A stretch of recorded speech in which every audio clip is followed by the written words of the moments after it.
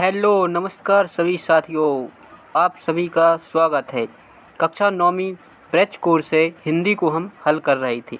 इसमें हम आज सूरज का विवाह जो कविता है और इसके जो कार्यपत्रक हैं उनको हम हल करेंगे, उनके उत्तर हम लिखेंगे। तो सबसे पहले हम कविता को देखते हैं कि कविता क्या कह रही है। सूरज का विवाह जो कविता का नाम है, शीर्षक है। अब देखिए कविता को देखते हैं। उड़ी एक अफवाह, सूर्य की शादी होने वाली है। बर के बिमल मोर में मोती उषा पिरोने वाली है। मोर नाचेंगे नाच गीत, कोयल सुहाग के गाएगी। लता विपट मंडप बितान से बंधन बार सजाएगी। जीव जंतु भर गए खुशी से, बन की पात पात डोली। इतने में जल के भीतर से एक वृद्ध मछली बोली। सावधान जलचरों, खुशी में सबके साथ नहीं फूलो। विवाह सूर्य का ठीक, मगर तुम इतनी बात नहीं भूलो। एक सूर्य ही मारे हम विदप कौन कम सहते हैं। गर्मी भर सारे जलवासी झटपट करते रहते हैं।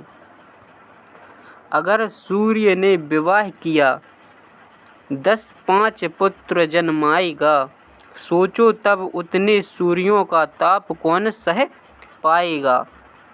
अच्छा सूरज कुंवारा है, वंश विहीन अकेला है।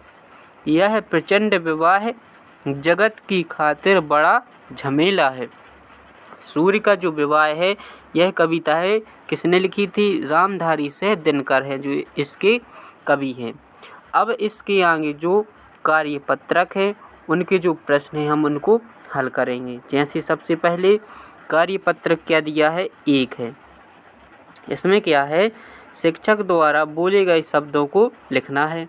जो शिक्षक द्वारा बोले गए शब्द है क्लास में, वो बोलेंगे शब्द आपको यहाँ पर लिखना है।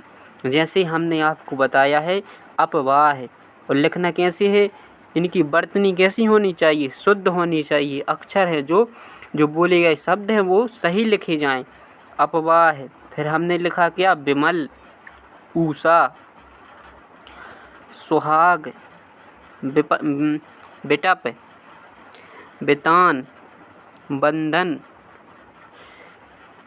जो आपको शिक्षक टीचर जो शब्द बोले वो यहाँ पर भरने हैं। जीव जंतु, पात पात, सावधान, परेशानी, झटपट, ताप विहीन, अकेला, ये झमेला।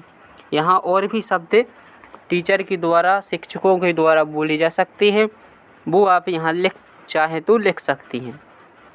अब यहाँ जो कार्यपत्रक 2 है, इसमें क्या है? अपनी पसंद की एक कविता लिखना है, और यहाँ जो आपको अच्छी कविता लगे, आपको पसंद हो, वो यहाँ पर आप लिख देंगे। यहाँ देखिए जैसे इन्होंने एक कविता लिखी है। काली कोयल बोल रही है, डाल डाल पर डोल रही है। कुहुक कुहुक कर गीत सुनाती, कभी नहीं मेरे घर आती। बहुत ही अच्छी कविता है। आपको इससे और ज़्यादा पसंद आए जो कविता, वो यहाँ पर आप लिख सकते हैं। अब देखिए यहाँ पर कार्यपत्रक 3 है। इसमें क्या लिखा है? कुछ शब्द दिए हैं। जैसे यहाँ पर निम्नलिखित शब्दों में कुछ तद्भव और तत्सम शब्द हैं, सम्मिलित हैं, उनको अलग अलग करके हमें यहाँ पर लिखना है। जैसे यहाँ इन्होंने अलग किए हैं। हमने यहाँ पर मिट्टी, तत्सम मतलब जो संस्कृत से किस में आ गए हों? हिंदी में आ गई हों, वो कहलाती हैं तत्सम। तद्भव में लिखेंगे मिट्टी, साग, मोर, भीत, झरना और हाथ हैं जो तद्भव शब्द हैं। यहाँ इस साइड भी तद्भव में लिखेंगे गोरा, सपना, चांद। फिर ये क्या लिखा है यहाँ पर? पात। क्या लिखा है यहाँ पर? पात लिखना है। पात ऐसे लिखेंगे पात। मछली, हिरण और कान, ये हमने तद्भव में भर लिए। अब हम तत्सम में देखेंगे। जैसे तत्सम मतलब जो शब्द कहाँ के हैं, संस्कृत की, और उनका प्रयोग हम हिंदी में करने लगे हैं, हंसते। फिर क्या लिखा है, स्वप्न, क्या लिखा है, आधा सा व आधा फा और ना, स्वप्न।